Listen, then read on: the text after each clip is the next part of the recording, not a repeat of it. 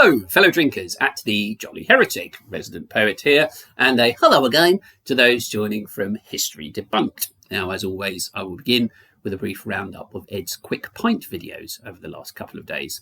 The first one I saw was where Ed told us how, instead of a huge military conquest, the Chinese will achieve ascendancy over the West via the elites simply selling out to them.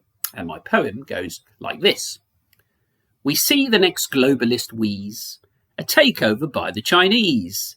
Usage of woke will act as a cloak. Their victory will be a breeze.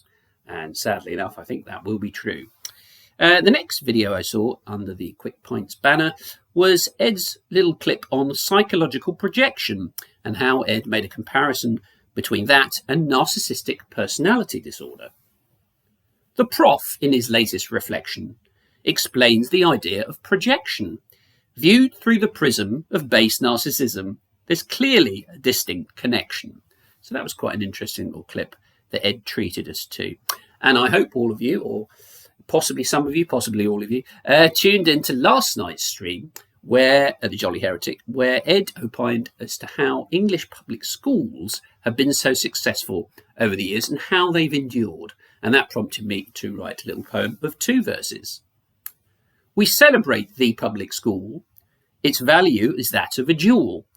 What goes on in the dorms may offend certain norms, but it's worth all the fees as a rule. I say, chaps, it's Dutton Major. Down at the pub, I would wager.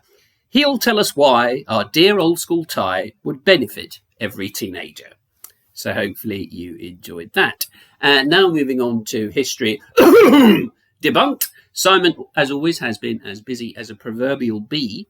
One of the videos I saw over the last few days was one featuring the University of Cambridge, again, who have appointed as professor a chap who was 18 before he could read and write. Now, Simon was telling us as to how there might be more to this story than meets the eye. Cambridge has quite gone to seed. A professor that could barely read, but boxes were ticked, and so he was picked, according to their wokest creed. So hopefully you enjoyed that. And then hard on the heels of that, Simon told us as to how the word fireman has now become a microaggression. The new term is now firefighter, according to some PC blighter.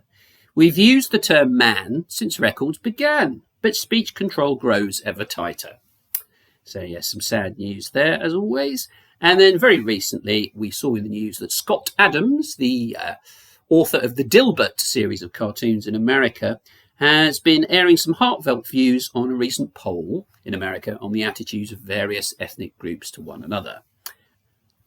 Adams, he of the cartoon, seems to have met his high noon. He gave his 2 cents, a reasoned defence, though I doubt we'll be seeing him soon. So yeah, a bit of a shame there about Scott Adams. I used to quite like the older Dilbert cartoons. And now it's time for today's funny story, which features Darren the Cockney, who we met last week, if you recall.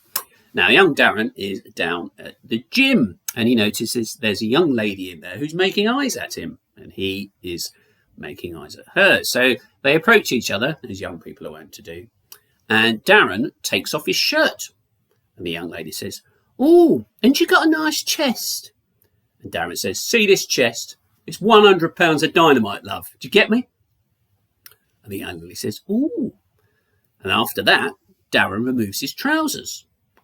And the young lady says, "Here, ain't you got a nice pair of calves?" And Darren says, "See these calves, love? They are 200 pounds of dynamite. Do you get me?" And she says, "Ooh."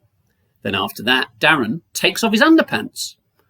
And at this, the woman screams. She's overcome and she runs off. And Darren, ever the gentleman, pursues her and says, "What's the matter, love? Why did you run away?" And she says, "Well, I didn't want to be around all that dynamite when I saw how short the fuse was." So that was today's funny story. That was just a roundup from me today of the Jolly Heretics output and that of History Debunked. If you did enjoy it, please do like and subscribe. And thank you very much for watching, and hopefully we'll see each other very soon. Goodbye.